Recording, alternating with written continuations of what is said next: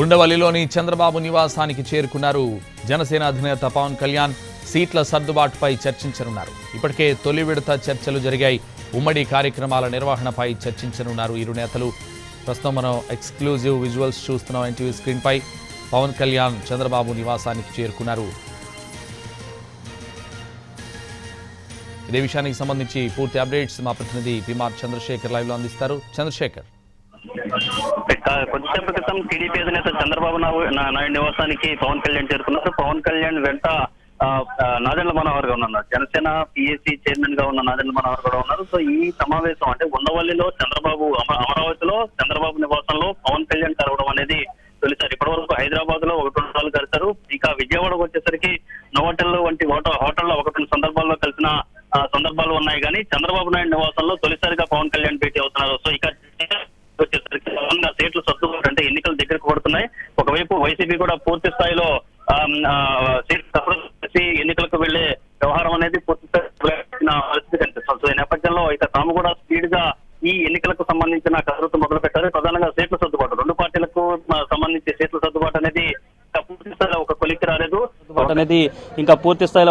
రాలేదు.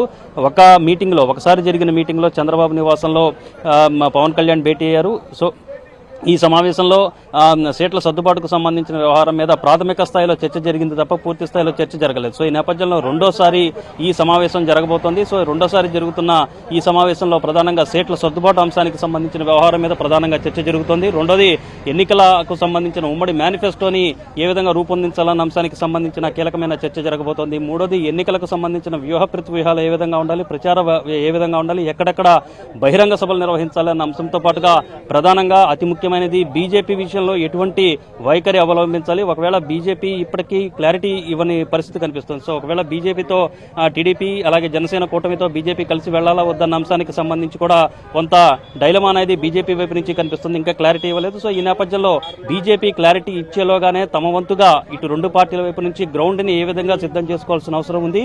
ఒకవేళ బీజేపీతో కనుక వెళ్లకుంటే పరిణామాలు ఏ విధంగా ఉంటాయన్న అంశం మీద కూడా ప్రధానంగా చర్చ జరిగే సూచనలు ఉన్నట్లుగా మనకు అందుతున్న సమాచారం మేరకు తెలుస్తుంది. భోగి ప్రధానంగా చూసుకుంటుంటే సో ఈ క్రమంలో ఎన్ని సీట్లలో జనసేన పోటీ చేస్తుంది, అలాగే మిగిలిన ఎన్ని సీట్లలో టీడీపీ పోటీ చేస్తుంది అనేది కీలకమైన అంశంగా కనిపిస్తుంది. ఇప్పటి వరకు మనకు వచ్చిన సమాచారం మేరకు 25 నుంచి 30 స్థానాలు జనసేనకు కేటాయించే అవకాశం ఉన్నప్పటికీ ఇటీవల జరిగిన పరిణామాలు ఏమన్నా చూస్తూ ఉంటే ఇంకా ఎక్కువ స్థానాలు ఏమన్నా ప్రతిపాదిస్తుందా జనసేన అనేది ఆసక్తికరమైన అంశంగా మారింది. భోగి అయితే ఈ సమావేశం తర్వాత సీట్ల సర్దుబాటుపై కావచ్చు, మేనిఫెస్టోపై కావచ్చు, లేకపోతే పొత్తులపై కావచ్చు క్లారిటీ వచ్చే అవకాశం ఉందనుకోవచ్చా? ఏంటంటే పూర్తిగా ఈ సమావేశం తర్వాత పూర్తి స్థాయిలో క్లారిటీ వచ్చే అవకాశాలు ఉన్నాయని పూర్తి స్థాయిలో చెప్పలేకున్నప్పటికీ మ్యాక్సిమం ఇంటర్నల్ గా వాళ్ళిద్దరూ ఒక అభిప్రాయం రావడానికి ఈ సమావేశం అనేది దోహదపడే అవకాశాలు చాలా స్పష్టంగా